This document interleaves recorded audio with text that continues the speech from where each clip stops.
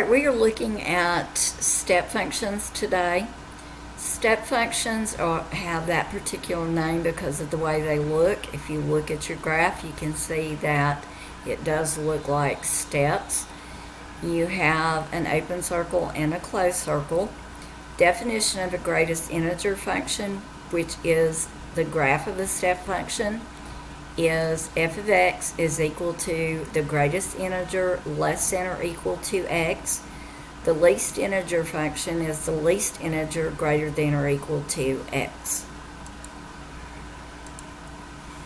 Okay, we are going to be finding the greatest integer of these particular numbers. The greatest integer of 5.4, and if we look at 5.4, we know that that is somewhere in this vicinity.